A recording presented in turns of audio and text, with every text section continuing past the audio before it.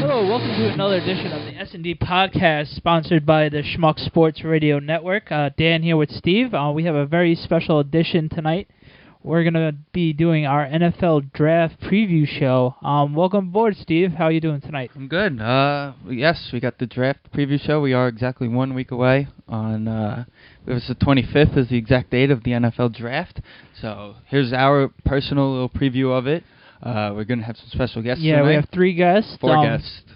4 guests, yeah, I apologize. 4 guests. 4 guests. 4 guests. We have, in order, we have Ian. Ian, who's going to be covering the Giants. Our old friend Matt. Is back. Matt's back to do the Jets. Say that a couple times fast. We're going to have our friend Mike, who did our baseball preview show. He's going to be doing his, he's a Packer fan. So we're going to have him doing the Packers. And our pretty much our co-founder, Keith. Keith's going to be doing his favorite team, the Oakland Raiders, and everything else NFL. Right. So we're definitely going to have a fun-packed show. Before we bring on our guest, Steve, what do you think? What are you excited for this year's draft? I think the most exciting thing is that that you don't really know anybody in the draft. There's no like last year. Let's take last year for example. You knew who the top guys were. It was Luck or RG3. Absolutely, yes. I absolutely the year Eli Manning was drafted, you knew that it was him, Big Ben, and Philip Rivers. You knew the quarterback names. Now this year, there's absolutely there's really no standout players, quote unquote. So it's gonna be fun to see. I'm excited to see who the Chiefs pick with the first overall pick. Me too.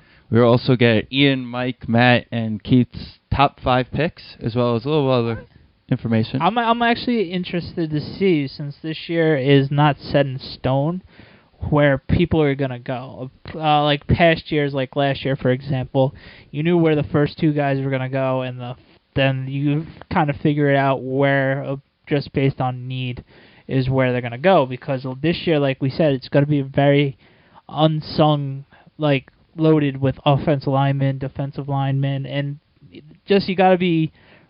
Each GM and their scouting teams have to put in so much diligent work in those particular fields, because you never know, because it happens once in a while, you never know which offensive lineman is going to be gelling because of their team, because it's really all about the other line mates opposed to just the offensive line.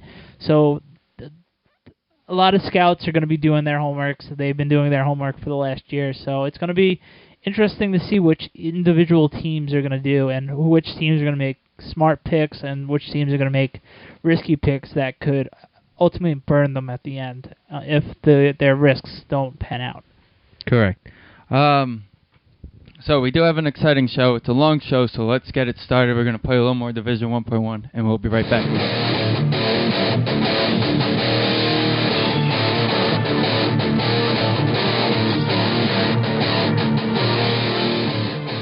And welcome back to the Sndpodcast show on the Schmuck Sports Network. Once again, that was Division 1.1 with Violence in Season. And this is the NFL Draft Preview Show. And Dan and I have a special guest here with us, our first guest of the evening. Please welcome to our show our good friend Ian. Welcome, Ian. Welcome, Ian. Thanks for coming on. Thank you.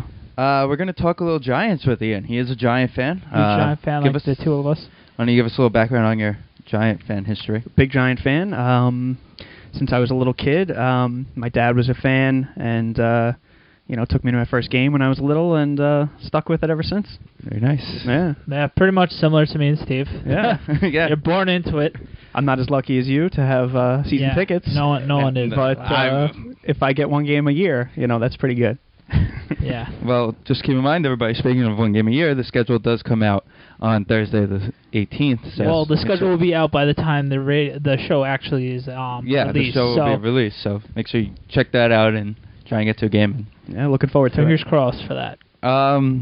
So we are going to talk a little Giants. Why don't you start us off, Ian, with telling us what you think the Giant draft needs are? Well, I would say Giants draft needs have been the same for a couple of years now. They definitely need offensive line help. They always need linebacker help and defensive back for sure. The Giants' strategy has always been draft the best available player, and I think they stick to that. So I don't know that they necessarily address any of those needs. Chances are they'll probably just go defensive end like they do most years. Probably. Actually, I'm on Giants.com. Funny you mentioned. They actually have Jerry Reese's draft pick breakdown by position. And you mentioned they love linebackers. They've drafted 8 linebackers. They've drafted 6 It's 8 linebackers, 6 wide receivers, 6 cornerbacks, only 5 defensive tackles. How many DEs? He's only really drafted 2 defensive ends. You know what he's been known to do?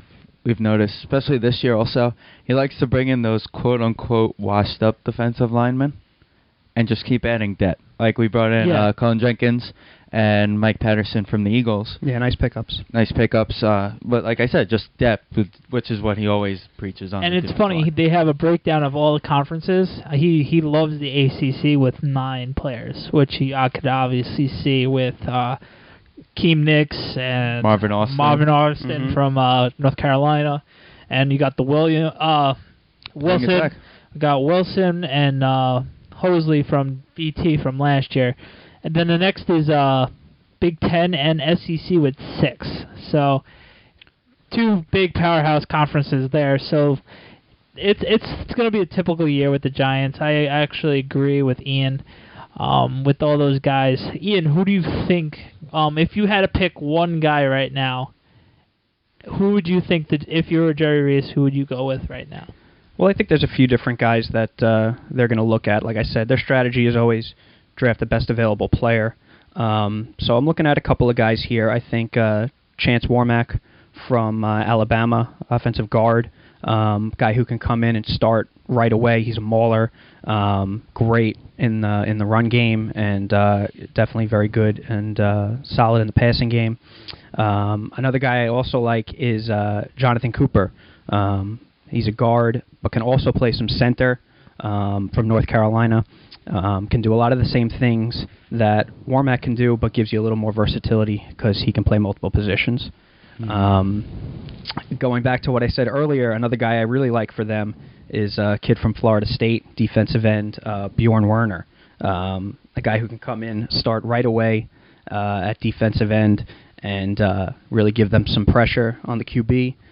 Very good in the run game, and can give them a presence across from JPP, which I think they definitely need as Tuck gets up there in age. Yeah, Tuck's getting up there in age. Also, final year of his contract this year. Okay, that's good perspective. Still looking at it, I'm kind of with you with the offensive line. It's been our rock for the it's been our rock. It's for our 2 Super Bowls.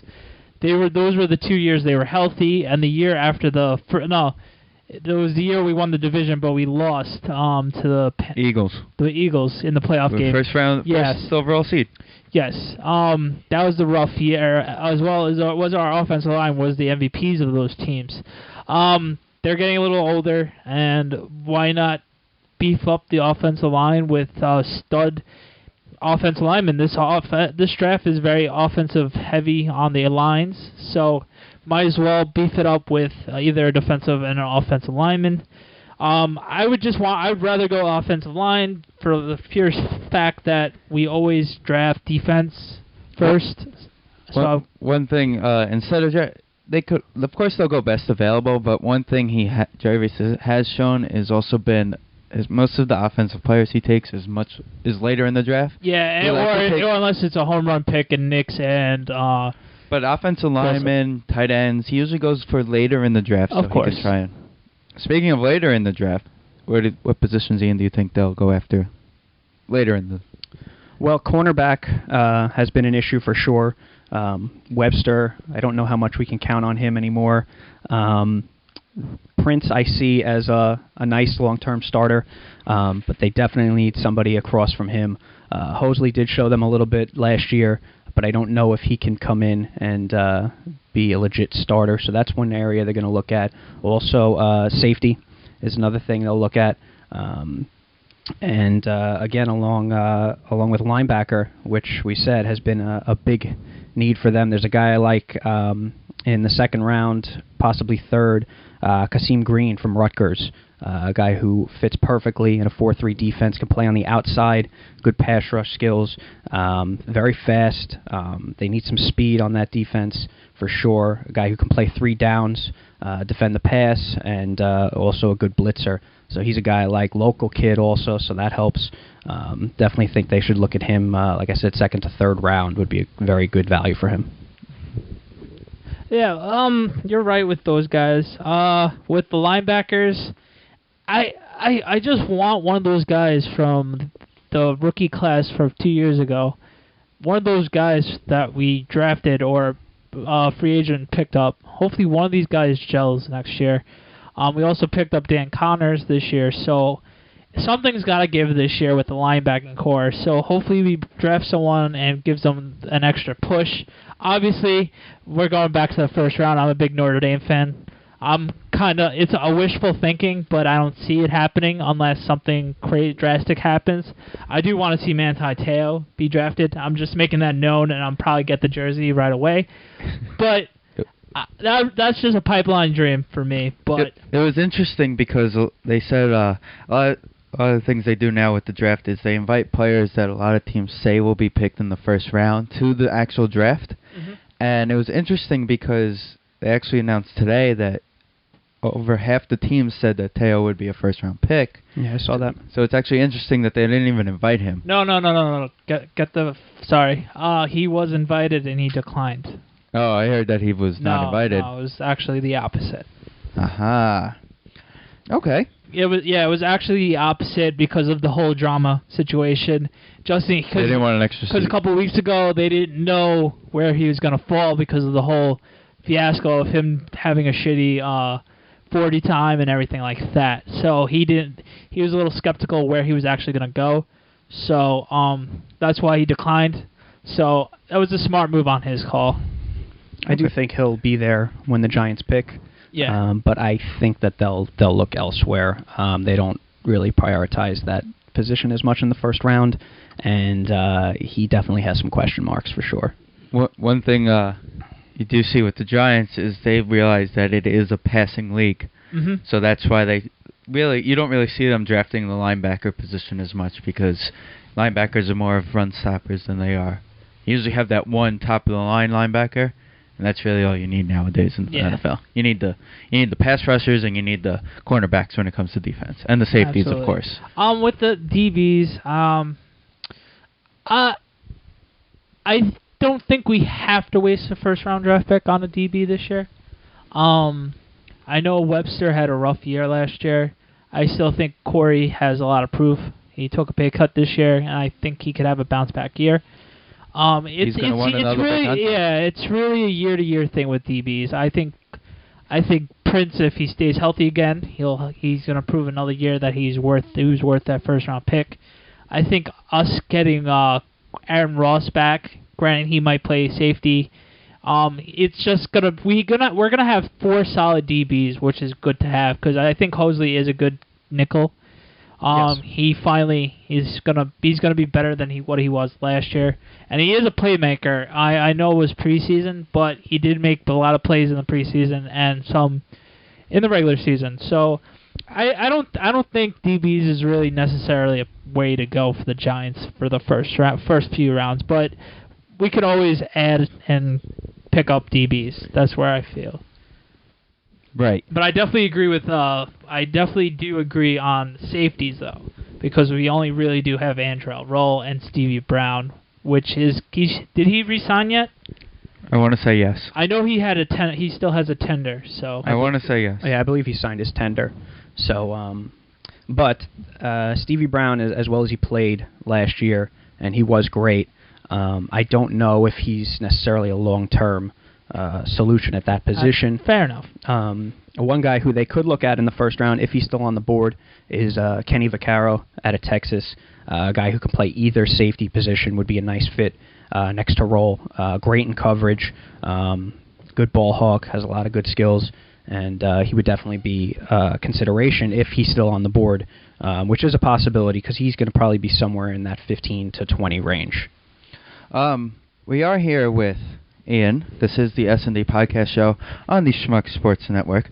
One thing we are going to do with our guests on this draft preview show is not just talk about the teams they're interested in, but we're going to talk a little bit of other subjects that involve the draft.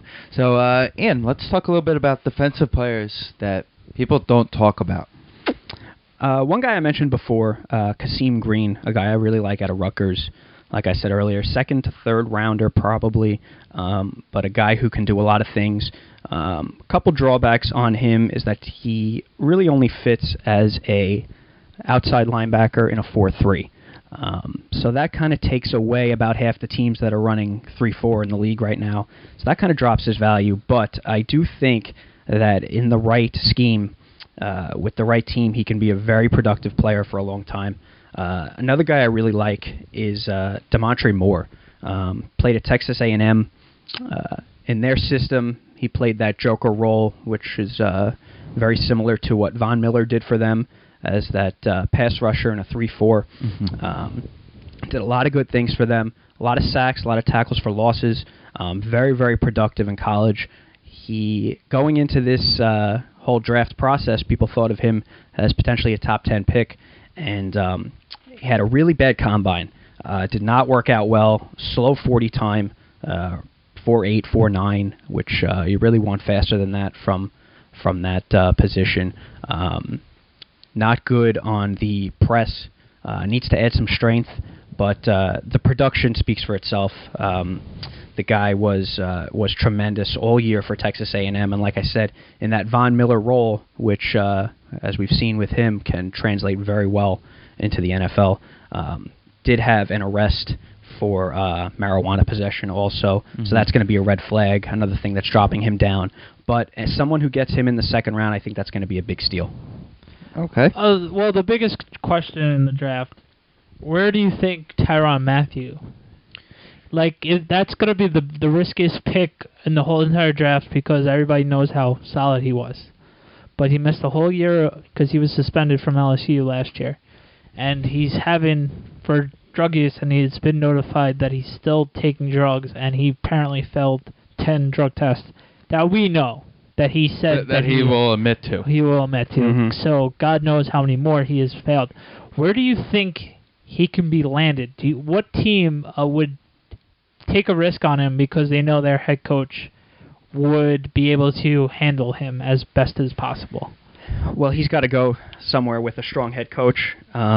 But we've also seen teams out there like the Bengals who consistently take flyers on these type of guys. Also, Jeff Fisher down in St. Louis has been known to take flyers on guys with questionable character.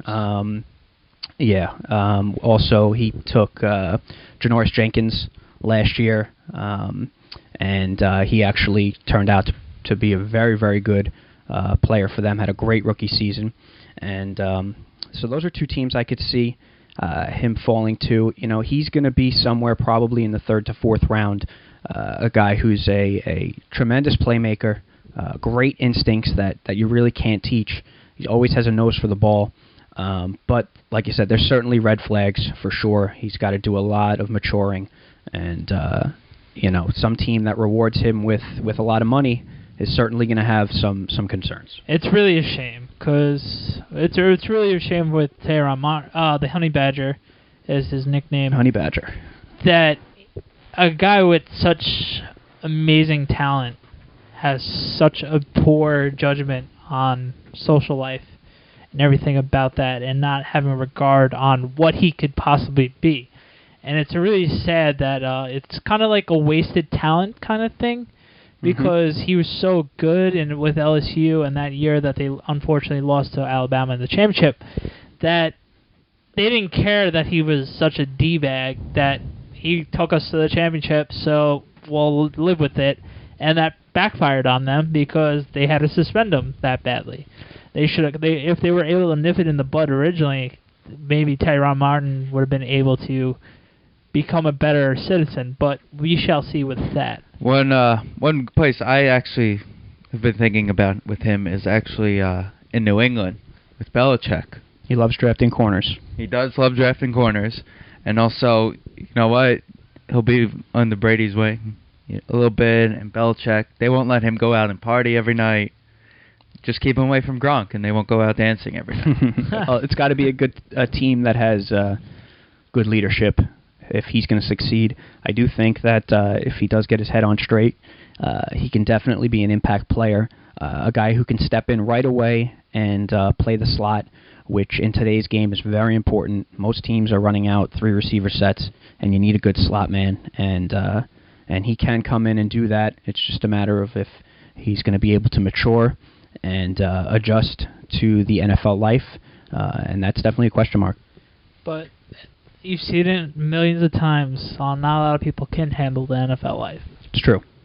Because it really is a gift, an honor, but the players don't realize that because a lot of them don't know how to control their money and just flash around the biggest who has pretty much, it's a macho contest.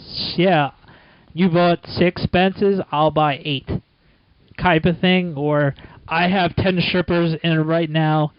Okay, fine, I'll have 20 strippers in the champagne room. One of my favorite 30 for 30s on ESPN. Yes, that's Broke. where I was going. Thank you for mentioning that. That's where I was going.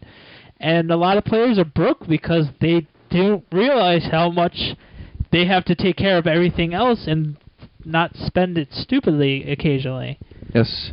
Why don't you give us, Ian, that one defensive player that nobody is talking about right now that you think will sneak into the first round?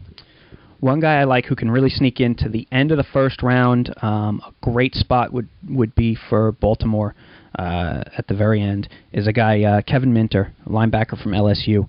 Can play the middle linebacker spot, be a good fit in Baltimore, taking over for Ray Lewis, who's retiring. A guy who was very productive for LSU in a pro-style defense, kind of a hybrid 3-4 that they run down there, so he can do a lot of things very well. He does lack the ideal measurables, a little under 6 feet tall, but about 230, 240 pounds. Can probably put on a little bit of weight. Not as quick as you would like, but the production is there. The guy is a very short tackler, very smart player, knows how to read a defense, and like I said, if he goes to Baltimore there, I think it would be a perfect fit for him, a guy who can step in and play right away. Yeah, and it would be nice with him because we'll have Doomerville and Suggs around him. So he will have the lesson of the blow for him if he was to play. And you know Ray Lewis is the type of guy who will be at training camp in the summer. Oh, yeah, of course. Teaching him everything he knows also. If he's not, next year, if he's not with the U, which he'll probably be 90% of the time because his son, that's why he retired, is to see his son dress for the U. That's right. And if he's not at ESPN and he's not at the U, he's definitely going to be in Baltimore. He's like Shahan. Shahan spends a lot of his time at the Giant training facility. One thing we also are going to do with our guests for this show is we're going to get their top 5 picks. I do know, Ian, you said you were going to do a mock draft also. Yes. Which we will share with everybody on our Facebook page, so check that out. But we also will do, from each person, their own picks of their top 5. So, Kansas City's on the clock. Who does KC pick, Ian? First draft for Andy Reid. Yes, I think he's going to go offensive line. I think the best prospect in this draft is Luke Joeckel from Texas A&M, left tackle. A guy who can come in and is going to be a 10-year starter. I compare him to DeBrickashaw. He's not quite an elite prospect. He's not a Joe Thomas. He's not an Orlando Pace. But he is a guy who can come in, has great technique, very, very good measurables, can do a lot of things well, great in pass blocking, probably has to get a little bit more of a nasty streak in the run game, but does a lot of things really well. And one little caveat to that is that if they do draft Joeckel, which I do think is going to be the pick, what do they do with Brandon Albert? A guy who is a legit left tackle starter, very, very good player, and they're going to have to find a trade for him, because I think that he can switch over to the right side, but he's not going to be happy about it. And I think if they can get a second-round pick for him, I think they would have the makings of a very, very good draft. Okay. Second pick, Jacksonville Jaguars.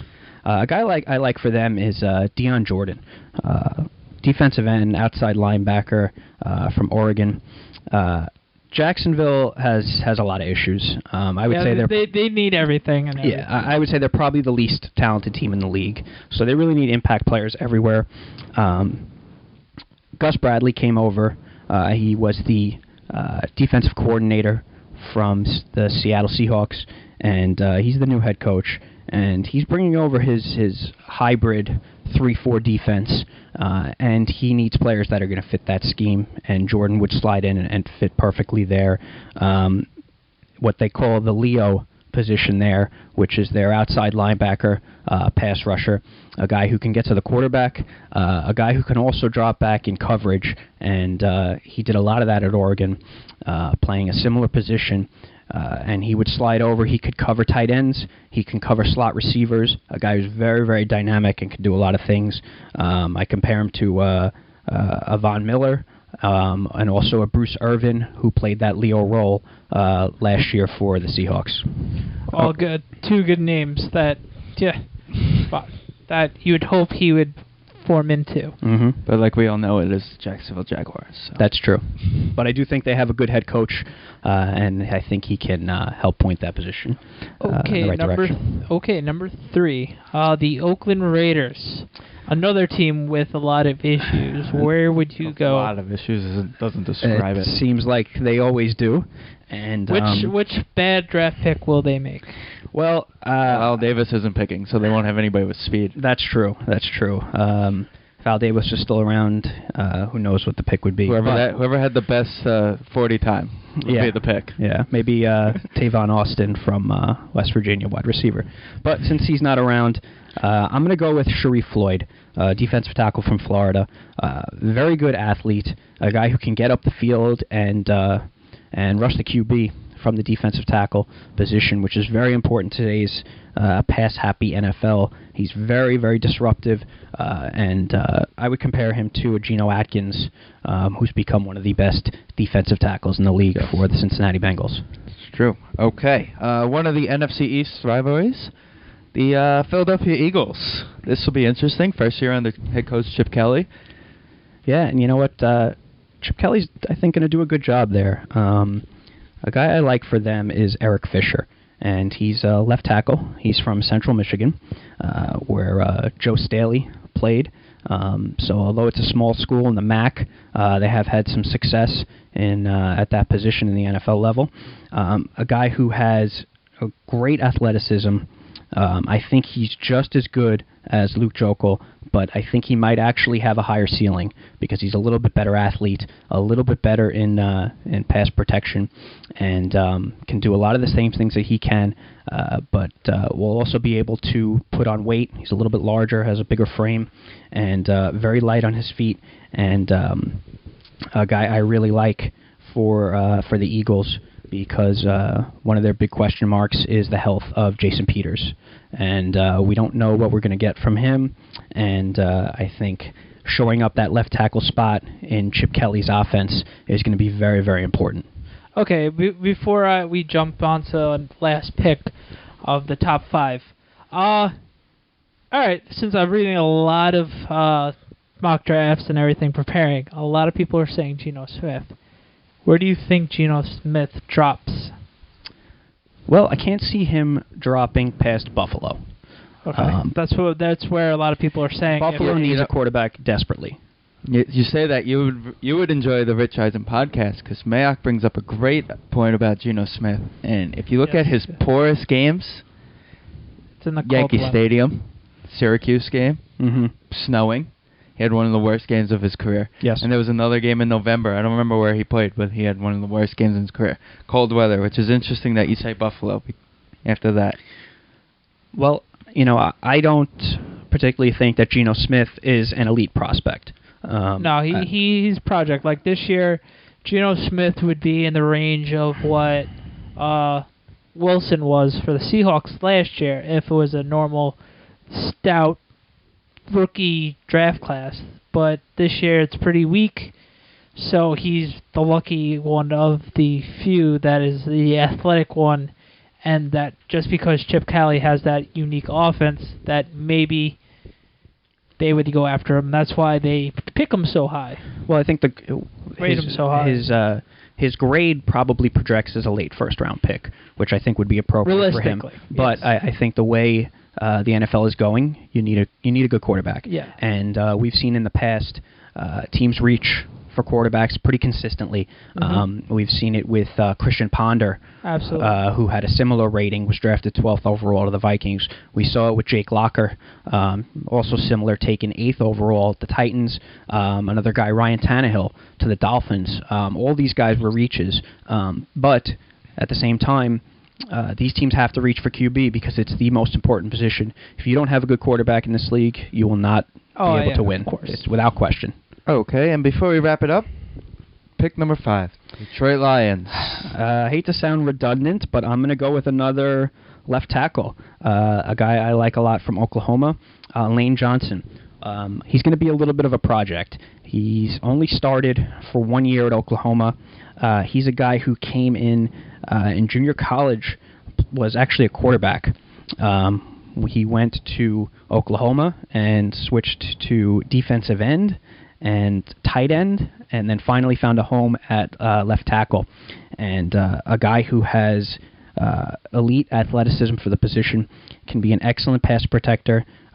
Definitely needs to work on run blocking for sure. He has to add some more power. Like I said, inexperienced, but I think would be a very good fit in Detroit, a pass-happy offense, which is not really concerned with running the ball too much these days, and I think he'd be a good fit there. Would definitely have to put in some work, like I said, to build on that run blocking, but as a pass protector in that offense, really the most important thing for them is protecting Matthew Stafford, who's had a history of injuries for sure. Alrighty. Well, we will be posting this so everyone can see the top 5 of Ian. He will also have a mock draft for us. So we will post that. We would like to thank Ian for joining us on the show. Thank you. This was fun. Thank you, Ian. We're going to have a little break now, probably a little more Division 1.1, and we'll be right back with Matt to talk, our good friend Matt, once again, to talk some Jets.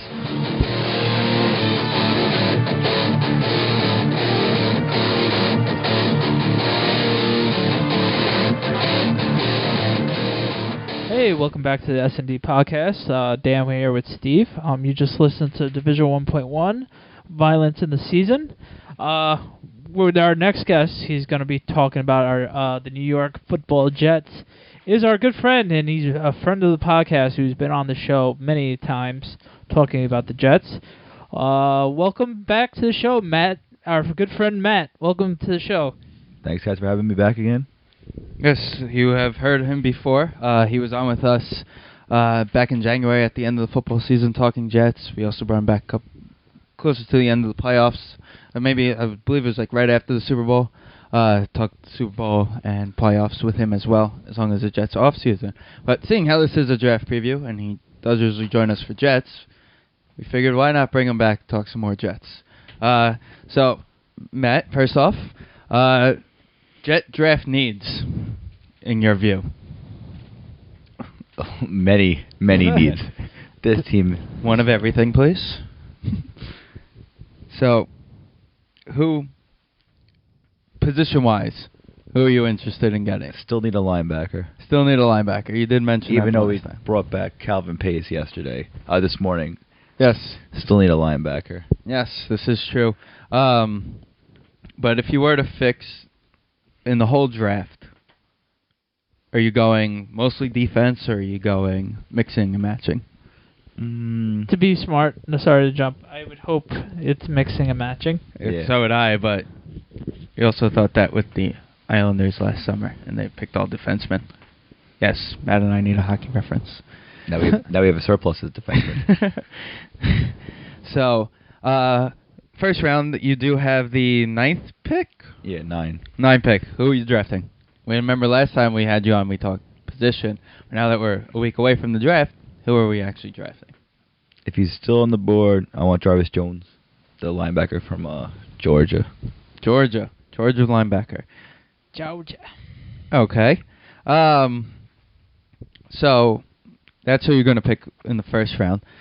What other positions would you look for if he is not around in the first round?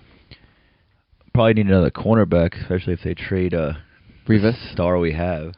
The only thing worth watching right now on this team. So that's with the first round. So if you do trade Revis, you also have the 13th pick, I believe it is. Possibly 13th. I personally don't see it because I don't think I think Tampa's willing, but it was interesting. I heard today that there's really no pressure on them to make the trade because they can wait 1 year and just sign him and get for nothing. Yeah, I want to see what happens with them first of all with the doctors and everything. Yeah, I don't know. I do have a feeling with the Jets they're gonna finally go defensive end and get those pass rushers that they're supposed to, either Mingo or the Ziggy DE. They need to bring the added pass rush to the defensive team. And not just always rely on the blitz so much. So I think they're going to be going more defensive-minded for once this year for the Jets. That Mingo guy is listed as a outside linebacker. Yeah. I guess they'll move him up. Yeah, they would move him up. They on NFL.com he's listed as a DE. So. I mean, they do need to fill the hole. I mean, we're going to have Copels and Wilkerson, which are too good. I mean, I'm going to miss DeVito in the middle. I liked him. Yeah, that's going to be a big spot ruined. One of many. Oh, yeah. The Jets are there's just a lot of pieces that the Jets... Another name that the Jets are probably not going to go after if they wanted that home run threat, it would be nice to see if the Jets were able to get Trayvon Austin. He's one of the few home run hitters in this actual first round of the draft. Too bad. Maybe I don't see the Jets getting him, but he would be a great ideal player for the Jets to get because, like we said, he could score a touchdown from anywhere on the field that he's proven in West Virginia. But you never know with the Jets. I guess it would be like a technical reach if you want to say. Yeah. 'Cause he's only supposed to go mid first. I mean, he's the best wideout in the draft, but to get a home run receiver, you need a home run throwing quarterback, and out of the 5 on the roster, we don't have one. Okay. Or 6. What is it up to? 6. Alrighty, so let's change gears instead of the first round. What about later on in the draft? Have any guys that catch your eye in the draft that you think you can pick up later in the draft? Let's say an Alfred Morris type guy. There's 2 running backs that I'm looking at. You got Tim Lacey from Alabama, and you got Kenyon Barner from Oregon. I like Kenyon Barner more than Lacey. I mean, Lacey's a big bruiser. Barner ran that offense really good over in with Chip Kelly in Oregon. Mm-hmm. But they say Lacey may go in the late first, which wouldn't be a total stretch or a shock. But Barner, I haven't seen Barner anywhere in the first round, so. Yeah, I don't see Lacey making it past the second round. Lacey's definitely going to be the first round. The team's definitely going to get him. Whether it's a reach or not, he's definitely going to make it. He's not going to make it past the first round. If I could get one of those, one of the wideouts from USC later, second round, Robert Woods and Marquise Lee. One interesting mock draft I saw was actually on Bleacher Report for the Jets. They actually have E.J. Manuel going in the second round to the Jets from Florida State. What's your view on that? Oh, the quarterback? Quarterback from Florida State. After what I watched him play in the bowl game, he should have never came back in that game after getting injured and came back and looked terrible. Yeah, it's rough. I could see the Jets jokingly. I'm joking, of course. They would be the Jets and draft Matt Barkley again. Haven't we learned from trade all their draft picks and move up to draft Barkley in the 2? Where's you think Barkley's gonna go 2? No, he'll be the second quarterback. He won't go 2. I see him being a second rounder possibly. The shoulder injuries would probably set him back a little bit. I mean, obviously Geno Smith will be the first quarterback taken, but I don't think he's an NFL quarterback. I don't think he's got the arm strength maybe, but I don't think he's got the smarts. Okay. We also discussed that we will be doing additional things with everybody when it comes to the draft preview show, because we figured we're gonna have some guests. We're gonna give them a little chit chats on other situations. So let's talk about players you think that basically that nobody talks about that you think can fall into the first round, Matt. Well, we got a couple they're from different schools. It depends if we want to go quarterback healthy, like Ryan Griffin from Tulane. Played well. He played well and got MVP honors in his national All-Star game. That's not a bad pick. Like I said before, I could see Barkley because the league is very quarterback. Yeah, I could jumpy. see a team. Well, Barkley obviously would go before he would. He'll be there will be a team that will be a little jumpy because they need a quarterback, and they'll get suckered in on how awesome his career was. And I think he like we mentioned last segment with Ian, he should have went to the draft last year. He would have been third. He would have been without a doubt top 15 pick. But that's what happens when you make the decision. It was his call, and he's suffering by it. But I think he's a great kid, and I think he'll find a way to become a decent pro. Maybe we'll get a kicker go first round. Or one of those years, huh? Second. Kickers are people too, so don't forget. Punters are people. Zachary Ramirez. We'll make it kickers. Zachary Ramirez, kid from Portland State. The next Greg DeLeg. Oh man. I'm sure there's a few wide receivers that no one's really been talking about. There's always a few of them that just jump out of the page on the combine with wide receivers and everything like that. A kid that Maddock was talking about, the name actually escapes me, but it was an awesome story. The guy from Houston. Houston, he wasn't expected to live because he had some freak accident during practice that one of his teammates by accidentally kneed him during a play so hard that he was stopped breathing for a while. And it was a completely freak accident, and no one gave him any attention until he went to the combine, and he just blazed through the combine, and people would talk about Mike Maddock. Hey, did you see X, Y, and Z? And he goes, no, and he popped in a tape, and he's been able to dominate everybody. DJ Hayden. DJ Hayden. Thank you, Steve. And he's just dominating solid college wide receivers that will make it to the pros this year. And I really hope that the kid who wasn't expected to who's actually happy to be alive right now is actually making the NFL, which is going to be a great story for him. So I'm rooting really hard for DJ Hayden. Yes. Be awesome to see that. I'm very interested to see him jump in there as well. There was another guy. I completely forgot what his name was.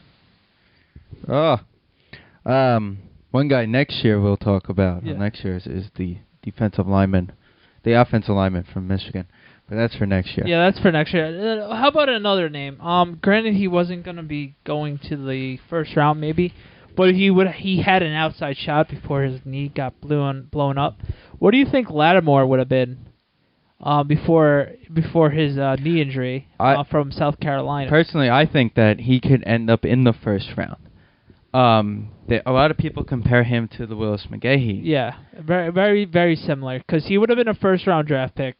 If not, he would have been in the early second round because running backs are so cheap and rare nowadays. Right. But the thing with him is that he does have that durability issue. Yes. And well, it's his second back-to-back MCL, injuries. Yeah. Back-to-back years. Which is really sad to see because he's a very talented running back when he's healthy. I did love hearing about his. He had a personal workout. He didn't run the 40, but they did say that he had a workout at South Carolina, and every scout that was there gave him a standing ovation. A couple weeks ago. Not that, exactly. I hope he makes it because he had a great college career.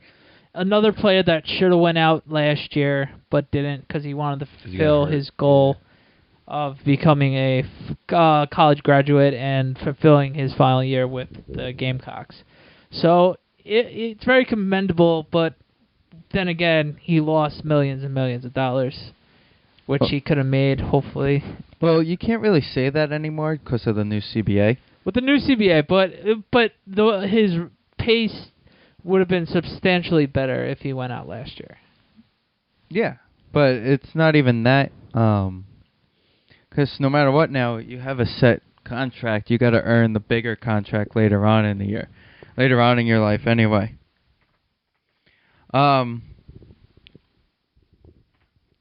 So I don't know. We're not obviously he's not going to be a first round draft pick, but I want to hear what you think Denard Robertson's going to be with later in kind of draft. Is he going to be a wide receiver? He's going to be a wide receiver. And the guy he's being compared to, who I really see him being like, to be honest with you, is Randall Cobb. Okay, yeah, I could easily see that. He's a fast guy. When he's got the ball in his hand. Absolutely. He was actually on the Rich Eisen. You and I talk about this all the time. The Rich Eisen podcast. He was on with him, and it's funny because his nickname is Shoelaces, because he never ties his shoelaces. He actually said it at the combine was the first time he ever ran with. Well, his it was tight. because of his brand new shoes. He wasn't able to break it in, so he figured that would be the best time for him to be named, not go by the nickname. Right. But he did promise Rich that for his pro career he will always have his shoelaces untied. Of course, because Rich Eisen is did go to Michigan. I think that he's going to end up being like a third-round pick. A place I actually I can see him going is a team that has a quarterback, like the Packers. And we will have Mike on, a friend who's with us with the Yankees. We'll talk a little Packers later. I'm going to get his view and think put him and Randall Cobb both out there. They could both be threats. They're both very good with the ball. That would be very dynamic. Yeah. Very flammable. And they're also short in the wide receiver section now, but they have Aaron Rodgers. Yeah. But I don't see him being a top 3-round pick. I think he'll go late on Saturday, though. Because the draft is primetime next Thursday. It will be Thursday night. 8 p.m. Don't forget Thursday the 25th, 26th, and 27th. Then don't forget you're listening to the SNDpodcast. Dan here with Steve. We're here with our friend Matt, and we're talking about Jets and overall college football players. Why don't we, since we are posting for everybody the top 5 from everybody, Dan and I will give our top 5 later on in the show. After all the guests have given all theirs, when Dan and I are giving you guys our little outro at the end, him and I will do our own then. So we'll go order, but this time, unlike Ian, which what we did was 1 through 5, with Matt, let's go backwards. We'll start with 5. The Detroit Lions. Probably going to draft Eric Fisher, the offensive tackle, Central Michigan. They need protection for Stafford. He wasn't getting a lot of protection last year compared to what he was getting 2 years ago. Because he needs to be able to get the ball thrown. I mean, Calvin did go off last year, but he was the only one that did that. They have no running game or anything like that. Poor Javad Best. He can't stay healthy. Okay. At 4 we have the Eagles. And a little bit surprised now since seeing as if Buffalo did sign Kevin Cobb, I could see the Eagles taking Geno Smith, run the offense, a little mixture of him and with Vic and McCoy and Brown and Deshaun and Foles. That was it. Nick Foles. Yes. It's gonna be funny. I could see Nick Foles getting traded because he definitely doesn't fit the mold what Chip Kelly is gonna be. He can't be an option quarterback. Essentially, he actually has an arm. The games that he actually Too much played talent. last year, granted the season was over, he actually was able to air out the ball, and he has the arm, and they're not. I could see them trading him for other draft picks. I'm gonna call it that he stays on the team this year. Oh, I obviously. KC. Andy Okay. Reid. Andy Reid always yeah. loved Foles. I'm gonna call it now though, that he's gonna end up in KC one day. I'm not shocked about that.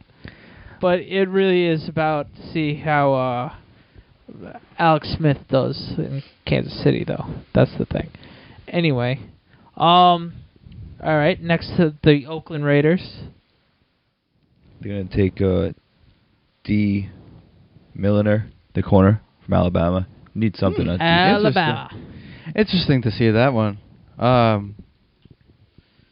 Which is a good pickup for them. They do need that cornerback. I mean, what don't they need? But no, he is a stud athlete, and he is from Alabama, and you need to get that winning attitude back. And what way is to get that from coming back from back-to-back national champion, playing for Alabama and locking down pretty much every stud college wide receiver in the league. In the country, so that would be a good pickup for the Oakland Raiders to start through with defense. I could see that happening. As long as you don't take a quarterback. Yeah, I think Terrell Picking Pryor up- is gonna become that quarterback next year. Hell I want to see him. or high yeah. water. I want to see him actually be able to play. I agree with mess you. around with them. call up Maurice Claret, see if he wants to play for them. He too. can probably come back. But we will talk Oakland Raiders with our good friend Keith later on in the show. Okay. Oh no. All right. Next is Jacksonville Jaguars, another team with a lot of needs. Which I don't think a lot of needs really. Narrow it down. Who do you think? Deion Jordan, the offensive, outside linebacker, from Oregon. He's another stud, freak athlete. He's gonna be a home run. He's a home run pick. He's very safe. He's a great pass rusher. You just gotta look at his YouTube videos, and you'll be impressed on how awesome, and he will be able to get to the quarterback on the pro level, without a doubt. If last and finally, who is going to be the first pick overall for Matt's draft board? Luke Jockle. The offensive lineman. Yeah, from offensive tackle from Texas A&M. Texas A&M. He is also. They'll beat out Eric Fisher. This seems to be the general consensus. He seems to be the safest pick for the Chiefs. He's gonna be there for you on the long run. Hopefully, that's what everybody's saying. But it's the toughest position to judge is offensive line, because 9 out of 10 times you're not gonna really see, unless you are Mel Kiper or Mike Madoc, watching every film on how awesome the tackle is. Obviously he's good. He did help a redshirt freshman become a Heisman Trophy winner. Obviously, Johnny Football did have a lot of that to be done by him, but he does need that line to protect him. And he's a left tackle, so he protected his blind side all season long and cleared lanes for him. So it's a very safe pick, because you've seen how he was able to handle a Heisman Trophy quarterback who is very mobile and can throw the deep ball at any moment. What do you guys think about that, Jokel? I like Jokel. Yeah, it'd be great for that on line. Key with the draft is you always go looking for that franchise left tackle. Mm-hmm. Giants did it with Snee a couple years ago. They took him in the second round. The Raiders tried a bunch of years ago with Robert Gallery. With Gallery, who Bust he was. Well, not necessarily. No. He's not a bust no longer. where'd he sign? I think he retired. No, I think I was almost positive he went to the Seahawks, and he's playing guard now. He isn't playing tackle, and he's actually doing a decent job. No, I feel like he was a free agent this year. I feel like he retired.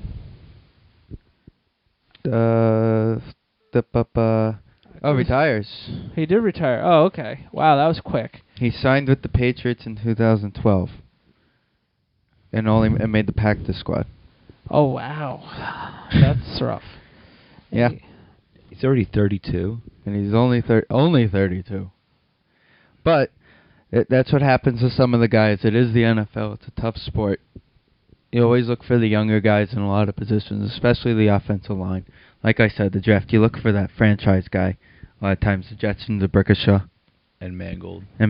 You look for franchise guys who can be there for a long time and be a force to be reckoned with. Well, thank you, Matt, for joining us for this draft preview show. Thank you for bringing me back. Thanks, Matt. And we will have you on again, I'm sure. Talk some more Jets. Sounds good to me. All right. So let's take another little break, and we'll be right back with Mike, talk some Packers and some other NFL draft stuff.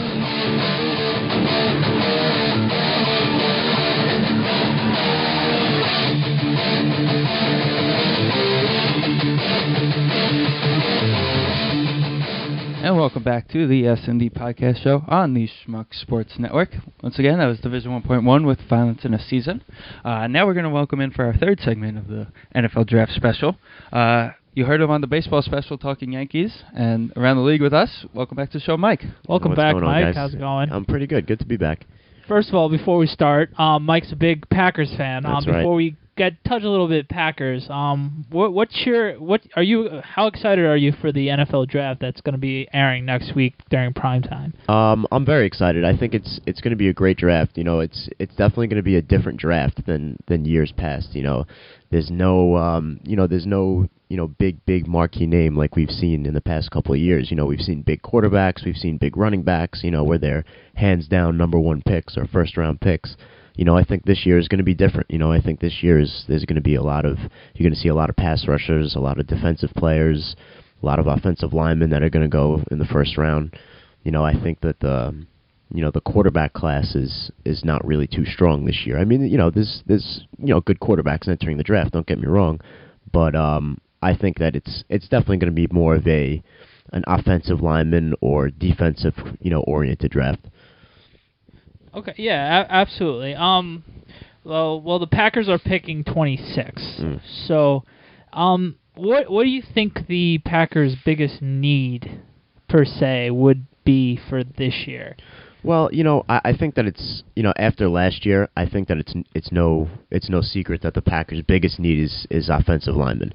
You know, Aaron Rodgers was, I'm not sure what the exact stat was, but I think he was sacked more than any quarterback in the league last year. Yeah, he had a rough he had a rough year. You know, standing straight up. he spent most of the year on the ground, which isn't good. You know, you got a quarterback like Aaron Rodgers, you got to keep him, you know, upright. You got to keep him, you know, in the pocket, you know, making throws, doing what he does best. And you got to be able to run block from him as well. Absolutely, because yes. he's able to scramble. Yep. Another position they might need is running back. A running back. Running back as well. Me and Mike were talking a little earlier on our side conversation before it. They do need a running back, but if their biggest need isn't running back, because they could always find a guy to plug them in, because Aaron Rodgers is that good, and they're going to be throwing 60 times a week regardless. Another spot I think the Packers should be looking at is defensive side of the ball. They do have the great pass rush, but their secondary is kind of shot because they did get rid of Woodson this year. Unfortunately, maybe he might come back for a smaller contract. You never know with that. Their safeties are a little shot. A couple of mock draft boards, I actually see them looking at Eric Reed if he's still on the board from LSU. He's a pretty good safety, and he is a hard-hitting, and he's a playmaker. He was alongside with Tyrann Mathieu last year when they went to the championship 2 seasons ago. So he's a pretty solid pick if he was still on the board. They also have another mock draft has this guy named John Cyprin from Florida International. He's also another freak athlete. Obviously, you don't hear him a lot because he's from Florida International.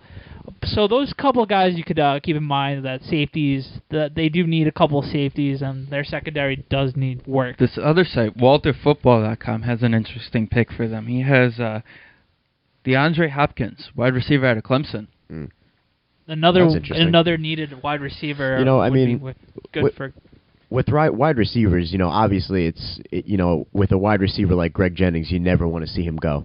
I think he was probably the best receiver on the team, but I think that, other than a financial standpoint, the Packers have so many weapons in their wide receiving core that I guess, they felt that they could afford to lose him. I mean, I know that doesn't sound like it makes sense because Greg Jennings is such a dynamic receiver. Yeah. But as far as the running backs go, I agree with what Dan said. I think you don't really, because the Packers are a pass-oriented team and they're going to be throwing the ball 60 times a week. You really just need, a running back who's good enough where you can take a little bit of pressure off the passing game. Absolutely. And maybe, punch it in on a 3rd and goal or a 3rd and short, so you don't have to throw for, 3 downs in a row. You know who would be great for the Green Bay Packers? And me and Steve, I'm sure Steve would agree, because he's also a Giant fan like myself. I think Ahmad Bradshaw would actually be a good pickup for them. He doesn't need all the carries in the world, and he could pass protect, and he is able to get those carries on the goal line if needed. The only one knock on Bradshaw is he can't stay healthy, and his both feet are shot.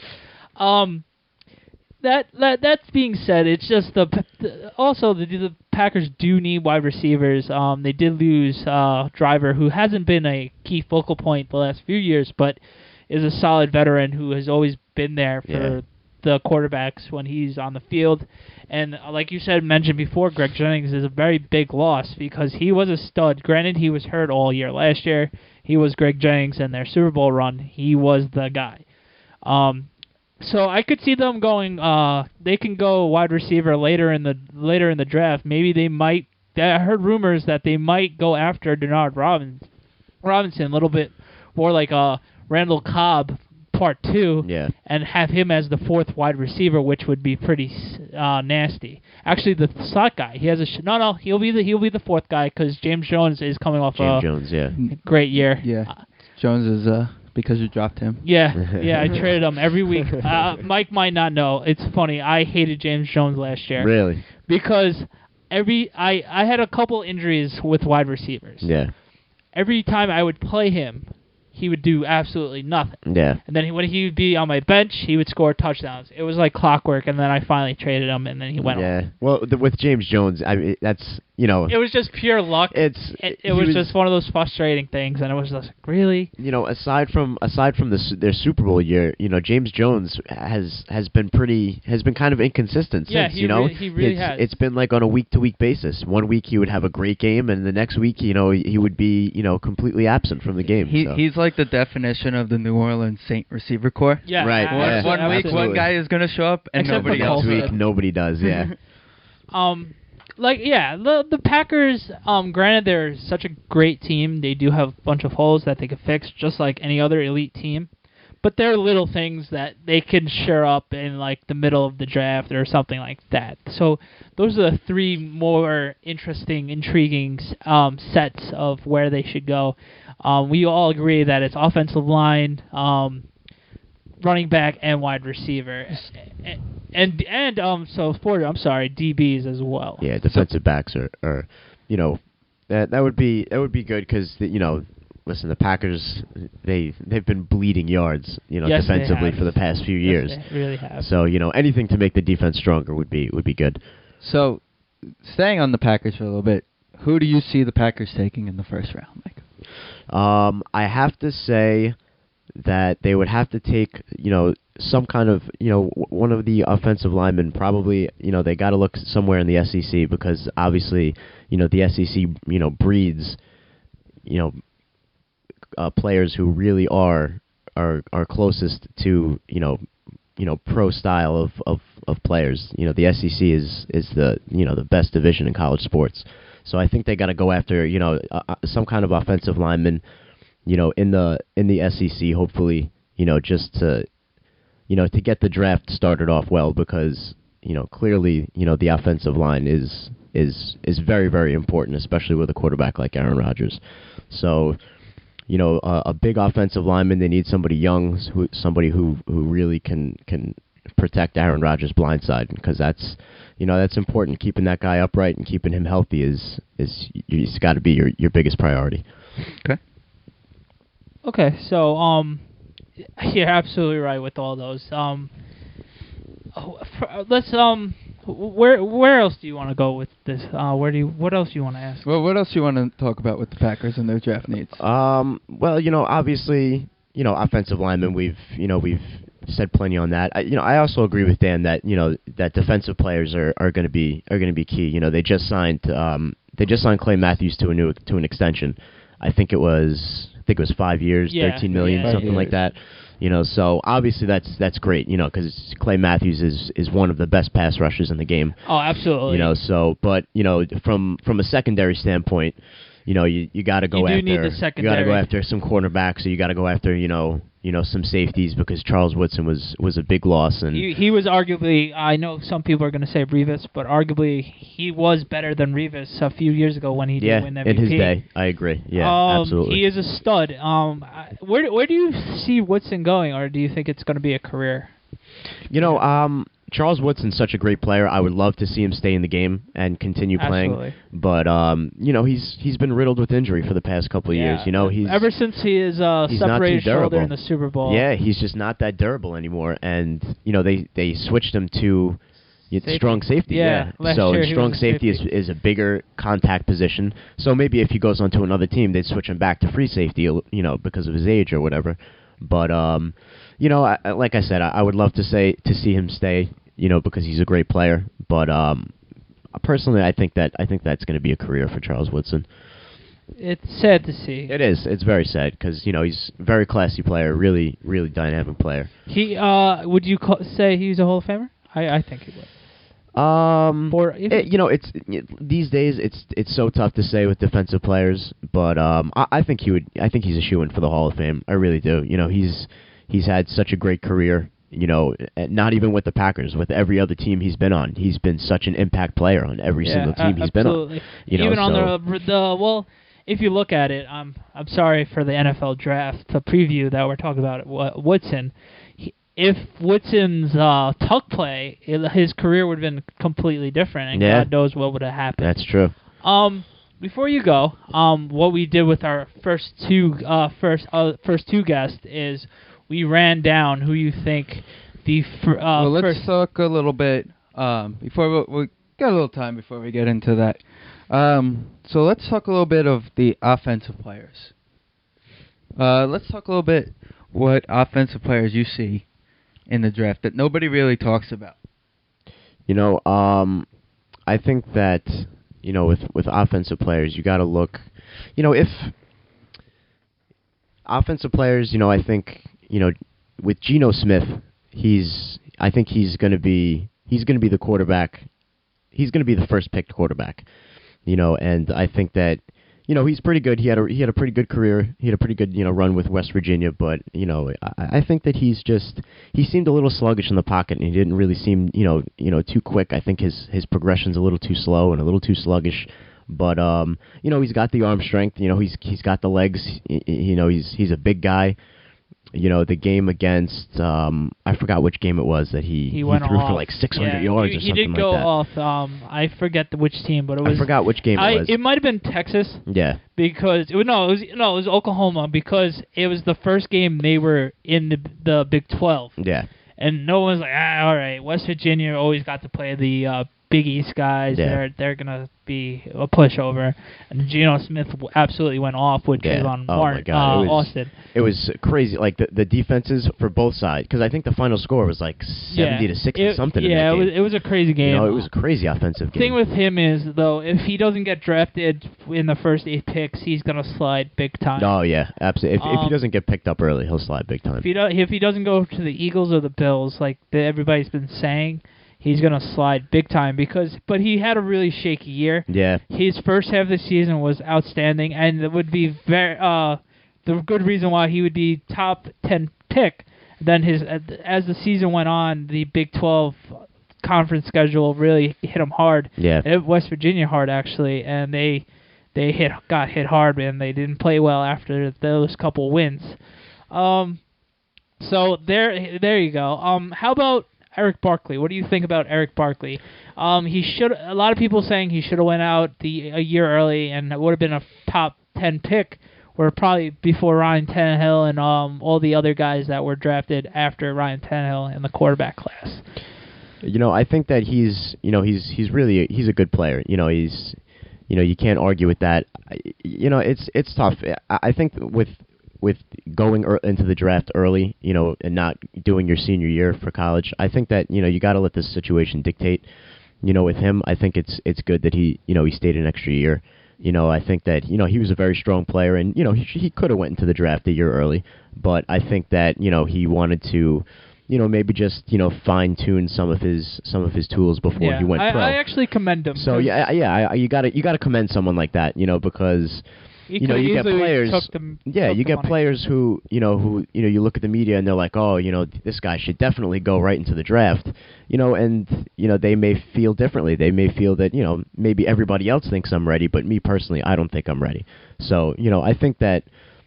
Despite the criticism that he's gotten, I think that it was a good decision for him to stick around. Okay, and here's another one. I know we're supposed to talk offense with Mike. I have two guys. I know Mike's a big Notre Dame fan like myself. Oh yeah, absolutely. Yeah. So I have two guys that Mike, like myself, are very excited to see go pro. First, since we're going to be talking about offense, where do you think Tyler Eifert is going to go in the draft? He was an All-American this year. He was.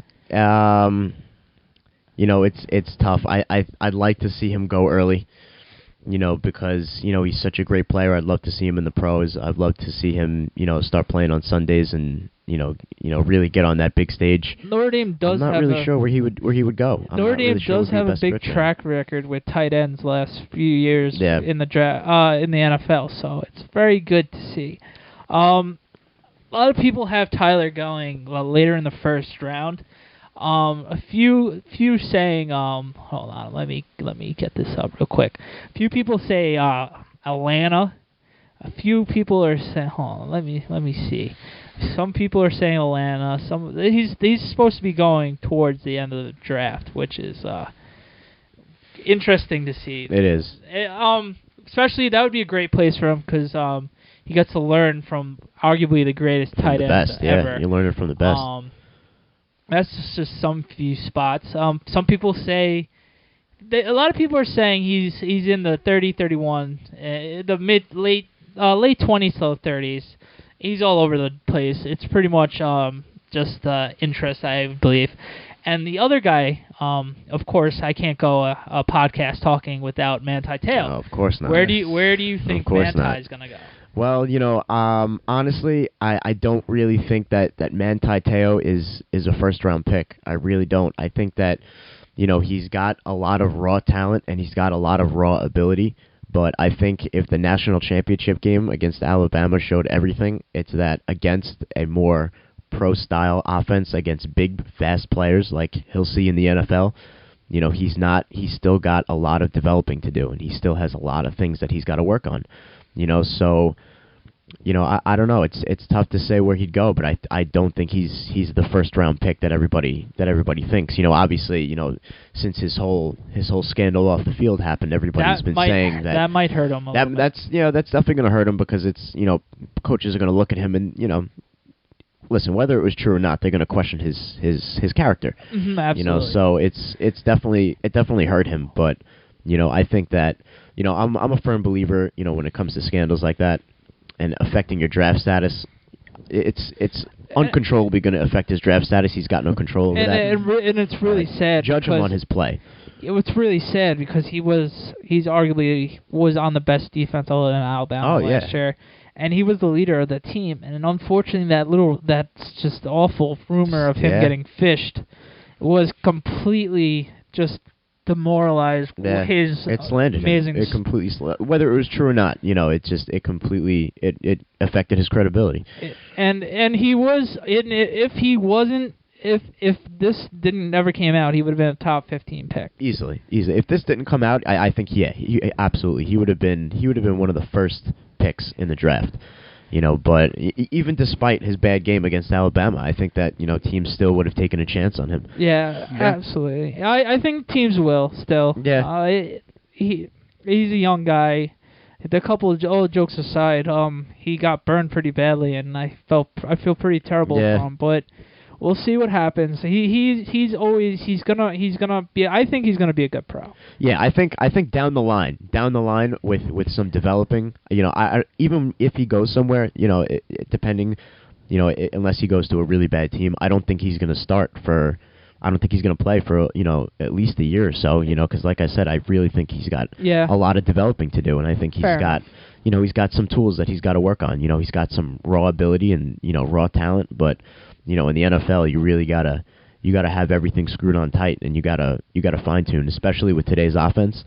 Absolutely. You have to be a great player. Alrighty. Well, like Dan was saying before, we will be doing with each guest. We are doing the top 5 picks in the draft and who they believe will go. So we're gonna go in regular order with you. So Matt, we went backwards. Okay. So let's start off with KC. Okay, Kansas City. I think that I think Kansas City will end up taking Luke Jokel, from Texas A&M. I think that with Kansas City just picking up Alex Smith, I think that obviously they're in need for some offensive linemen. Kansas City. I have high hopes for Kansas City this year. I think that they're going to be a big turnaround story this year. I agree with you. They had a rough year. Coach. They had a rough year. Yeah, absolutely. They got a new coach. They got a new quarterback. I think they're gonna take that first pick from that first offensive lineman pick and realize that they have to start protecting Alex Smith, because now they have a good quarterback now that they have to protect, and they got to keep him on his feet. Alrighty. Next up, we have the Jacksonville Jaguars. Jacksonville Jaguars, I think will take Deion Jordan from Oregon. I think that listen, with the Jacksonville Jaguars, they have a lot of holes in their team that they need to work on. But definitely getting a pass rusher is a good first step into rebuilding that team.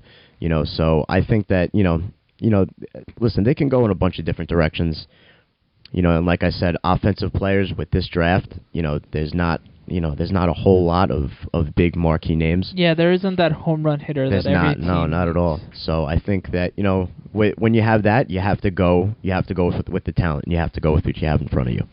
Okay. Next up, the Oakland Raiders. The Raiders. I think the Raiders will take Sheriff Floyd from Florida. I think, also like the Jaguars, I think the Raiders have a lot of holes that they need to fill, and they have a lot of things that they need to fix. But I think that, a defensive player is only going to help them, and as I said before, from an offensive standpoint, there's not that many good players. Well, no, there's a lot of good players, but there's, like Dan said, there's not that home run offensive player. So I think that they'll go defense. Okay. Next pick is the Philadelphia Eagles with Chip Kelly's first draft. Who do you think and where are they going to go? With the Eagles, I think that they'll go Ziggy Ansah from BYU. The Eagles they're a team where they've had a rough couple of years, and it's strange because they've had the talent. Yeah, they've definitely had the talent for the past couple of years. It just seems that they haven't been really responding to Andy Reid. So I think that Chip Kelly will definitely be a good change of pace, and he'll do some good things and turn that program around. Okay, and finally, the Detroit Lions. My sworn enemies. The Detroit Lions, I think, will grab Eric Fisher from Central Michigan. Matthew Stafford is one of the best quarterbacks in the league. And despite him being, and the Lions are another team where it's, they're tough because they've had a lot of talent, on both sides of the ball. I think, they've had a lot of great offensive players and a lot of good defensive players. They haven't been winning the games that matter, and they haven't been responding at the right moments. Especially with this year with picking up Reggie Bush, I think that was a huge pickup for them. Absolutely. Because now I think there's not so much pressure on Matthew Stafford to have his 300, 400 yard games every single week. I think that Reggie Bush will definitely take a lot of pressure off Stafford. Yeah, and I think an offensive tackle could help. Yeah, the Lions need to go offensive line. Their offensive line is atrocious. And Matthew Stafford is a solid quarterback when he's standing up and is able to get the ball off. Hopefully they have more guys than Megatron. Unfortunately, they got rid of Titus Young last year. he was just a cancer towards the end of the year, and they were just a mess. I think that they were finally good 2 years ago, got to their heads, and last year was just one of those years that they took for granted and thought they were better than everybody, and then they got their asses whooped. Yeah, and more times than not. Just going back to the Eagles, I know a lot of people are saying that the Eagles should grab Geno Smith if they can, but if I were Chip Kelly, I wouldn't give up on Mike Vick yet. I think that he's still, despite his injuries, I think that if they tune a little bit the offense, which I think Chip Kelly can do, because I think Andy Reid was just, he was just taking the whole game plan and just throwing it on Mike Vick, and you can't do that. Yeah. In this day's game with all the really, really solid defensive players, the fast linebackers, you can't just expect a running quarterback like that to be, so effective like he was hoping he'd be. So, I wouldn't give up on Mike Vick yet. I think that he's still got a few good years left in him, and I think that if you tune his game a little bit, and just not rely so much on his legs, and get him in the pocket and get him throwing, because he can still throw the ball. His accuracy is a little off, but he's got the arm strength where he can still do some damage. I could actually see the Eagles making a trade some way along down the line during the draft, maybe getting rid of Foles. I could see a possibility. that. I can see that, yeah. Because he doesn't really fit the Chip Kelly definitely not.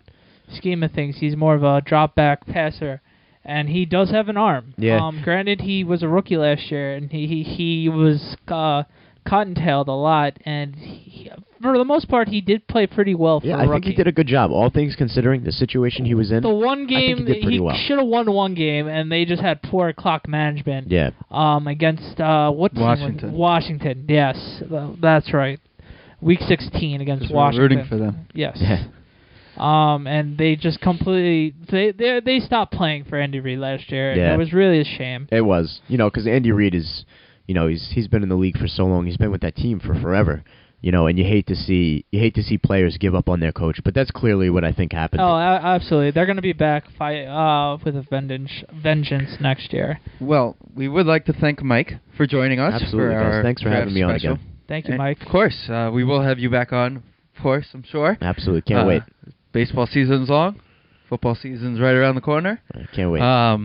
So let's play a little more Division 1.1, and we'll be right back with Steve.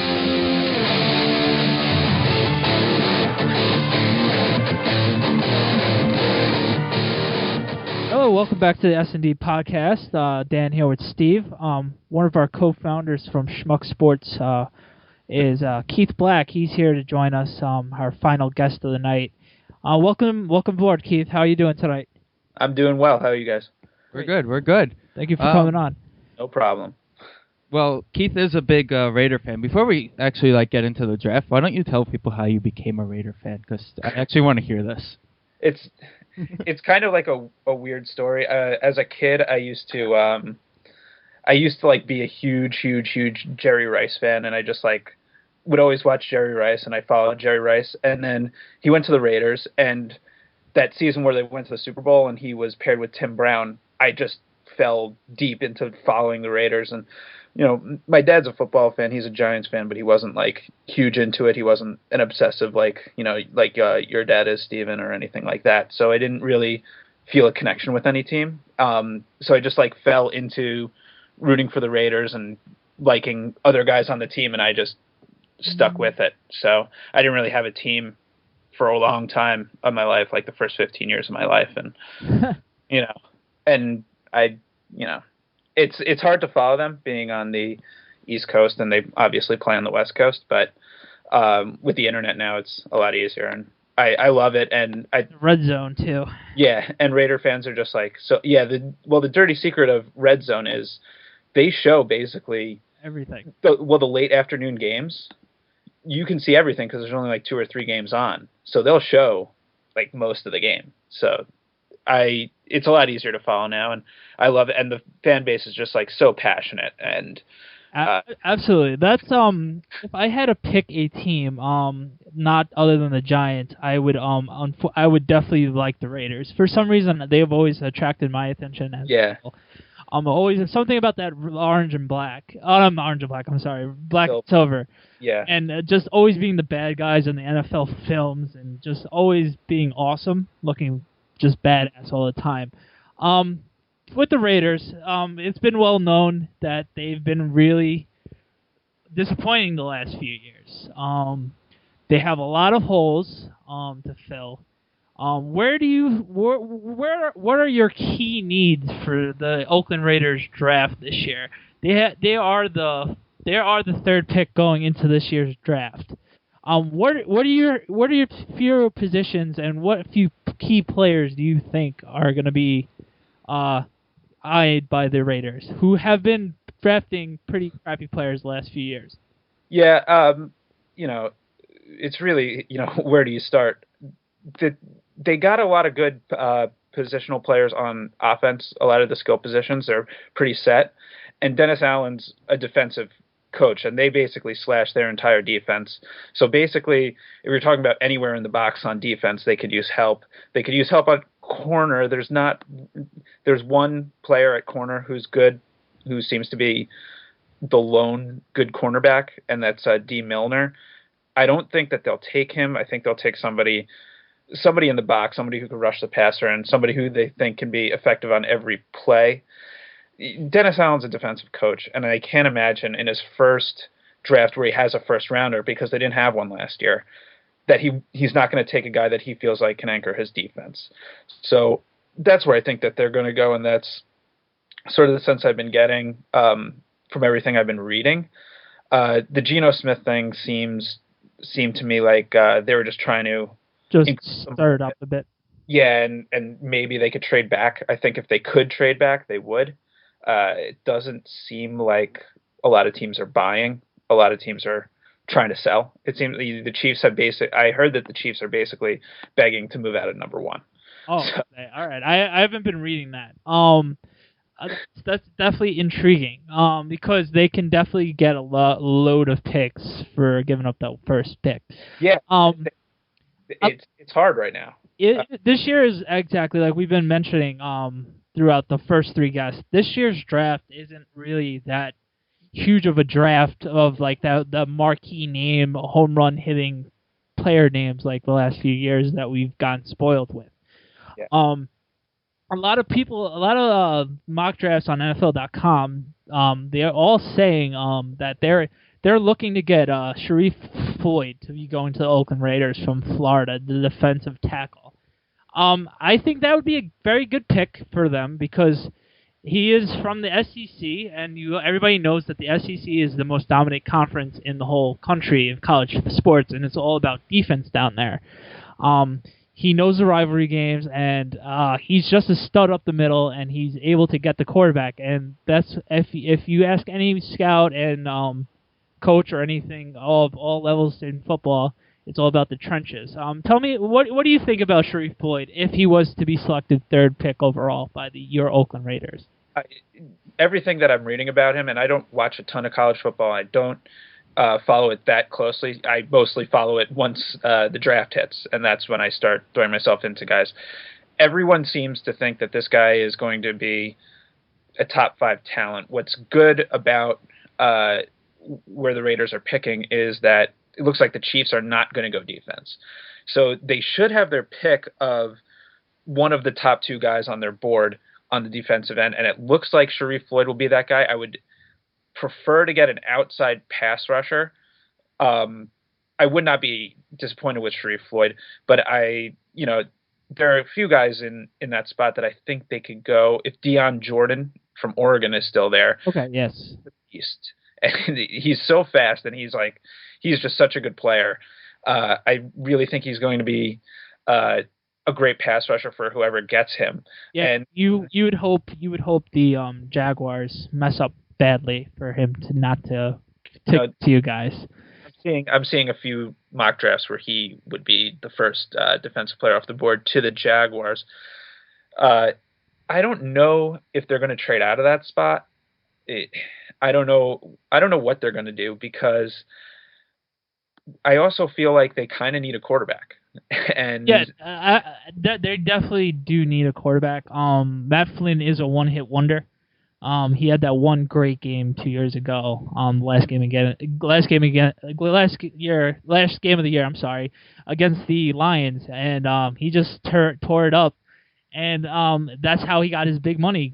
Good for him. What do you think about Terrell Pryor? He was great in college, but a few things led to another, and unfortunately didn't get the proper proper due to get drafted, or let alone get taken care of like a normal rookie would be handled. Yeah, I mean, he was always a project when they took him. It's clear that he wasn't highly coveted. I mean, the Raiders gave up a third-round pick to get him in the supplemental draft. I don't think another player was even taken in the supplemental draft that year, so he was the only guy that went. Yeah, he was in fact the only guy. Which is fun. Yeah, like it's funny. Like how angry do you feel that the Colson Palmer project only lasted one full season under the Raiders after giving up a load of draft picks? You know, a lot of Raider fans, it sort of became like a meme on Raiders Twitter, to blame Carson Palmer for everything that went wrong last year. If you watched a lot of those games, he didn't really have time to throw. The offensive line was not good, and they couldn't really run the ball either. And that had a lot to do with their zone blocking scheme that is gone. They have a new offensive coordinator, Greg Olson, and they should be able to run the ball a lot better. Terrell Pryor is going to compete for the job. I don't know how seriously he's going to compete for the job, but he is built in the mold of the new quarterback, your Russell Wilsons and your Colin Kaepernicks. He's not as good as those players, but he does sort of the same things that you would want a quarterback to do, and that's the benefit of having him. I don't think he's ever going to be that good, but he's going to have a chance. Yeah, he definitely reminds me of like a Vince Young kind of thing, who has all the talent in the world but doesn't have it upstairs completely yet. It's going to be fair. It's going to be interesting to see with them on how their quarterback situation is going to play out. Like you mentioned before, offensive line is a big need for them. Do you think they shock the world and maybe go with one of the high offensive linemen in the first pick if something crazy happens, and if Jokel is still on the board, or in the other? Jokel, I think. Jokel seems to be the consensus number one offensive tackle. Eric Fisher. Thank you. That was the other guy's name I had. I would think it would have to be Jokel. They do have a pretty good left tackle right now, in Jared Veldier, but I can't see them going offense with Dennis Allen. He's a defensive coach, and I think that they're going to do everything to help Dennis Allen succeed. So Dennis Allen's going to get the guy he wants. It's clear that Rolando McClain was not the guy he wanted, and Richard Seymour and Tommy Kelly, all these guys are gone. So they're starting brand new. Starting fresh, So okay. Let's see. What else do the Raiders need? Since the Raiders are that team that with so much need, what do you think in terms of we pretty much mentioned? What about the secondary? You think they'll like fall into any sleepers in the secondary? The only guy, I mean, it seems to be sort of D. Milner and then everybody else in the secondary. I think that there are some guys that they could take. J.J. Wilcox is a safety from Georgia Southern, but I think he would be going, you're talking third, fourth round type of stuff here. It's really hard to tell. I mean, it's hard to tell what's going to happen in the first round. So to go beyond is even harder. I mean, there's going to be guys, and they did have a couple good picks last year. Miles Burris, they drafted in the later rounds, I think the 5th or the 6th, and he contributed at linebacker. I think that Reggie McKenzie, as a GM, is confident in his scouting, and I am confident that he can pick up somebody who will make a difference. Who that's going to be, well, it really depends on who's there. They don't have a second-round pick, so all these guys that sort of are end of the end of the first round are probably not going to be there. Your Jonathan Banks and your DJ Hayden, that guy, those kind of guys. But later, I think that they will draft. They'll get some help in the secondary. They did sign Tracy Porter though, Which so that is a huge pickup for the Raiders because Tracy is a ultimate pro. Actually won the Super Bowl, and he is a game changer if he's in the right spot. Okay. Since we've had these particular questions for each of our guests, and who do you think will be this year's Alfred Morris coming out of nowhere type of players? And it doesn't matter. We're just going overall. Any team could pick them. It doesn't matter. But who do you think could be a sleeper pick going offensively and defensively on the board? Well, DeMontre Moore is falling, and I don't know if you would call him a sleeper, but he's sort of toward the end of the first round right now, and he might slip to the second. If he winds up on an already good defense, he could be a really good game changer at defensive end. He's a good player. In terms of offensively, I really like DeAndre Hopkins, and he's sort of, again, toward the end of the first round, but he might slip into the second round depending on the needs of everybody. Okay. Absolutely. Absolutely.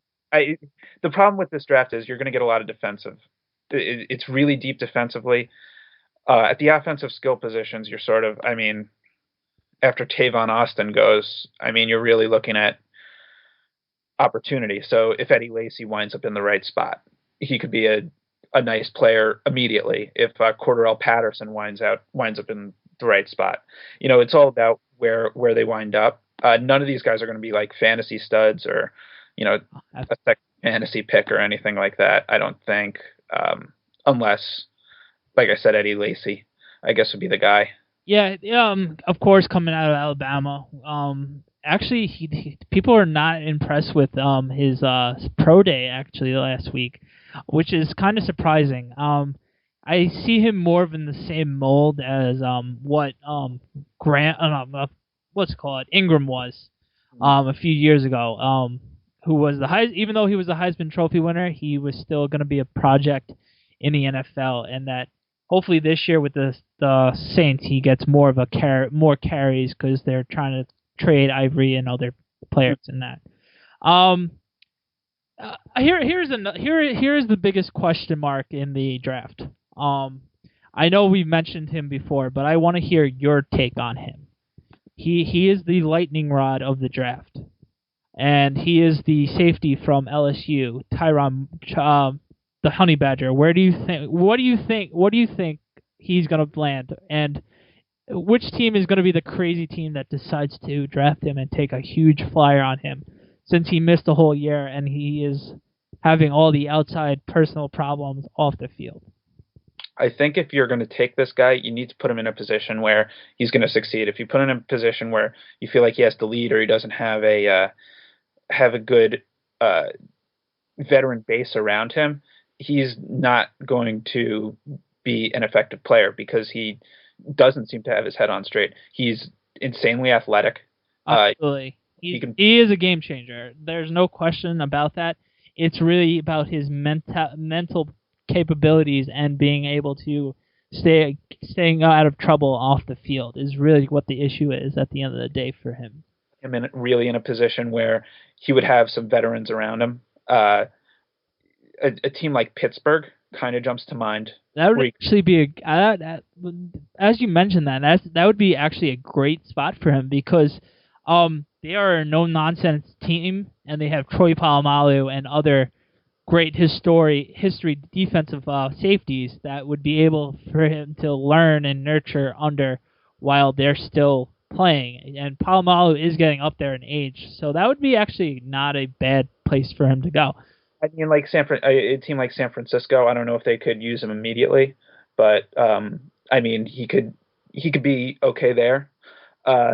Denver, I really want him to wind up on one of these teams where he doesn't have to start immediately, and there are lots of good, smart veteran players that he can learn from, and he's not under that pressure right away. If he comes into a situation where he's in an Oakland, where he's in Detroit, where he's in Cleveland, and he has to win immediately, and he has to play immediately, and there's no real veteran presence on the team, that's just not going to be a place where he's going to succeed. And one of those teams might take him, but that doesn't mean that that's the best spot for him to go. I absolutely agree with you. I'm really hoping for his sake.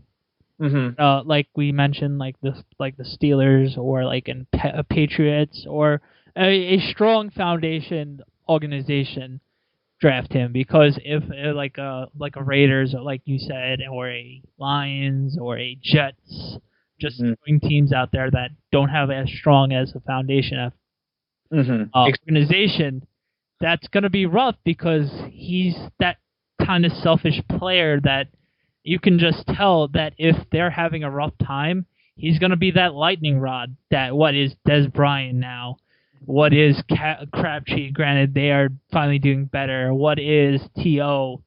Right. Just the names go on and on with the players who are all about themselves. It's just a very, very slippery slope, and the right team has to pick them up. I agree. That's definitely going to be the interesting thing. And another name, since your partner Joe, unfortunately he's not on with us. I'm sure you talk to Joe a lot. He's also a big Notre Dame fan. And where do you think the Manti Te'o story is going to go with him? Where do you think Manti Te'o is? Where do you think he's going to land? He's going to go. I mean, I guess before the national championship game, people were talking about him in the 10 to 13-ish range. He's probably slipped about 10 spots from there, but he's still a good player. I think he can still be really good. I don't know if teams are worried about his character. I don't think he did anything that would really put his character into question as much as his stupidity. Yeah, intelligence. I think that it's not an impossibility that he winds up as a New York Giant. I would like that, obviously, but with the Giants, there's so many holes that I think Jerry Reese is going to go with the best available player. I hope it's Manti Te'o, honestly, because linebacker is our biggest issue, but that there's so much time for that to be telling.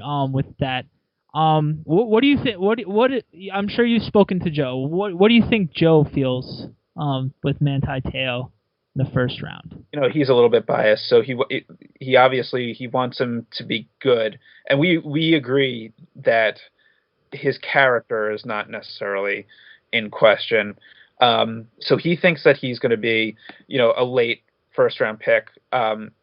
We both think if he falls below 20, the Vikings have 2 picks at 23 and 25, and he'll probably be one of those. I have a deep feeling if he doesn't go to the Giants or any team before around that Giants area, I think the Vikings are going to pick him up. The Vikings and Notre Dame have had a good history the last few years of them drafting guys from Notre Dame, like Harrison Smith and all the tight ends that they've had in Randolph and Carlson's up in Seattle.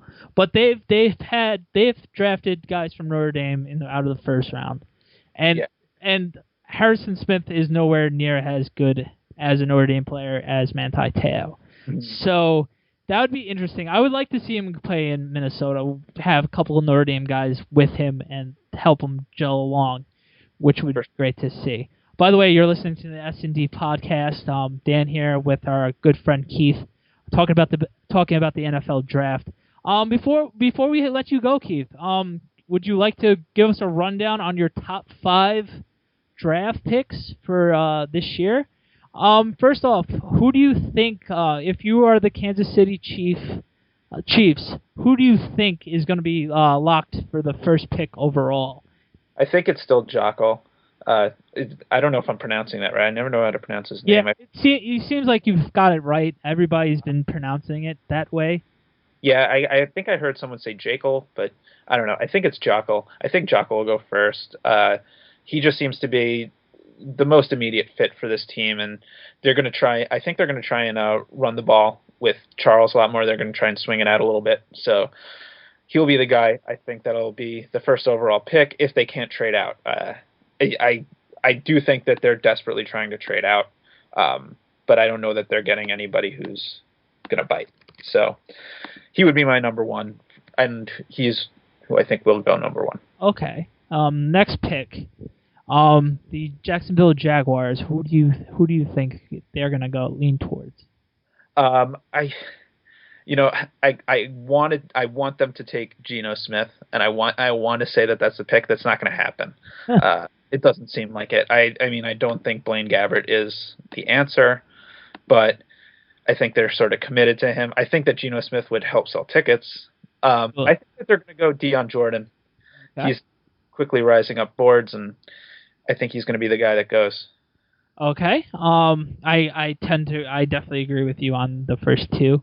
Number 3, like you mentioned before, who do you definitely realistic pick? Who do you think the Oakland Raiders are gonna pick?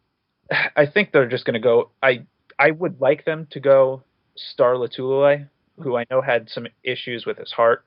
Not his aggressiveness, but his physical heart. But people are still ranking him as a top 5 talent. I've seen a lot of scouts say that there's no way this guy is not a top 5 talent. So I would like them to go Latulele. I think that they will wind up going Sharif Floyd here. Okay, so you're going to go with Floyd. Okay.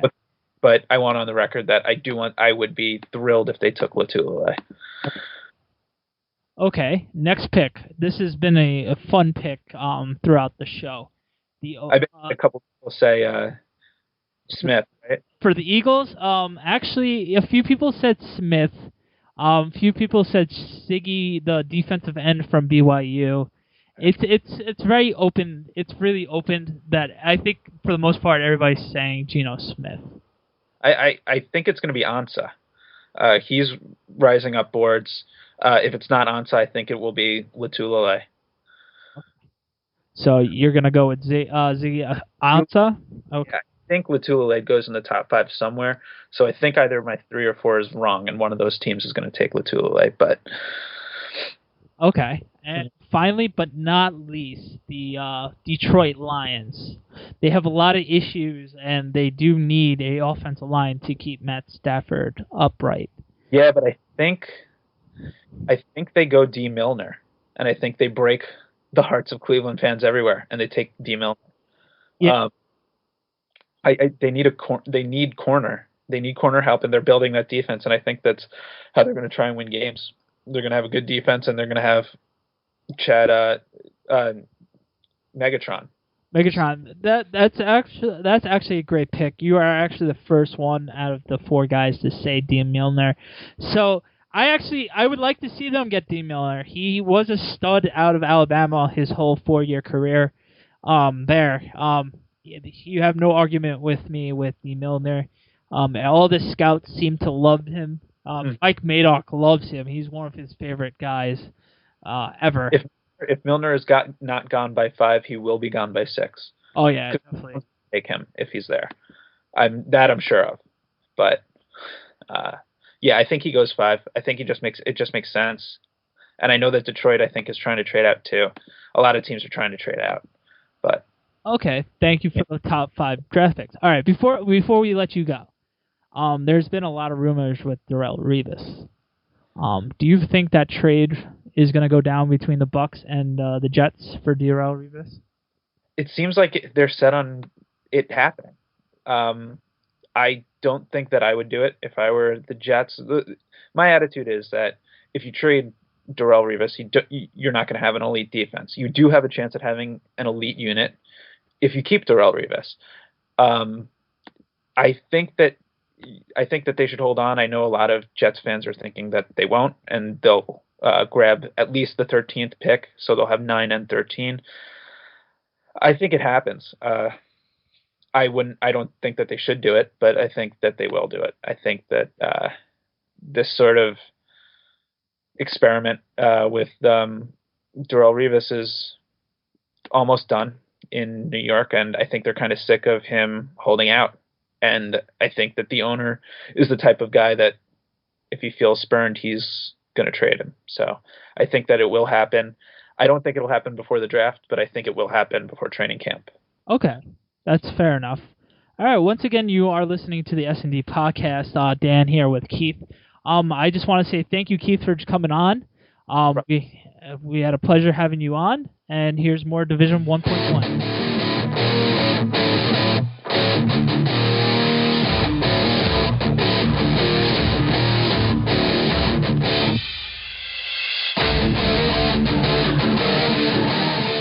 And welcome back to the S&D podcast show on the Schmuck Sports Network.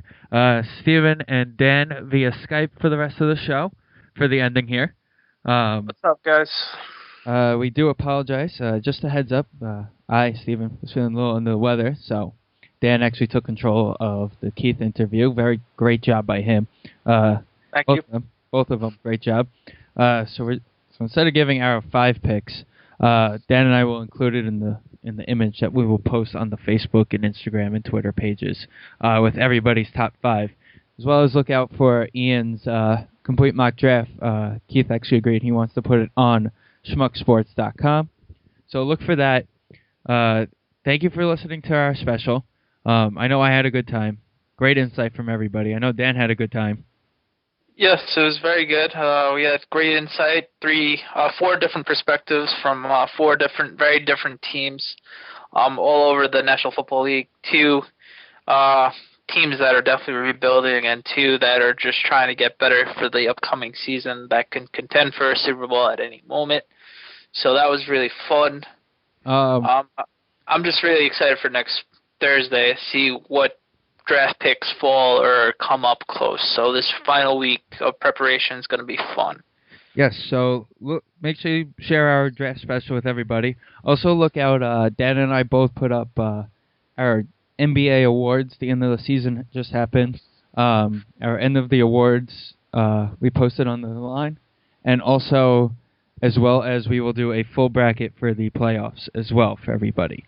So, and we forgot to mention in the intro, it wouldn't be right if we didn't get to say our deepest sympathies are with people in Boston. Yes, very rough week. About that, we do apologize about that. But yes, somebody brought up an interesting point on the fan this morning. Boston is like a little brother. So yeah, in New York, they're annoying to us, but no one gets to pick at them other than us. Right. We always got their back. So that was. I hope they catch the guys soon. Tonight was fun. The show was fun. Tonight was fun. Like always, like us on Facebook, Twitter. Get people to like us. Send us questions on Facebook, Twitter. Like our pictures on Instagram. And once again, hope your football team drafts wisely and onto another great 2013-2014 NFL season. Yes, I hope you guys enjoyed, and we'll catch you next week. Have a good night. We're going to play a little more Division 1.1 for you guys, and Violence in the Season is this week's song for the draft special. So here's a little ending to it. Hope you guys enjoy. See you guys next week. SNDpodcast is in no way affiliated with, associated with, produced, or endorsed by the National Football League or any of its affiliates.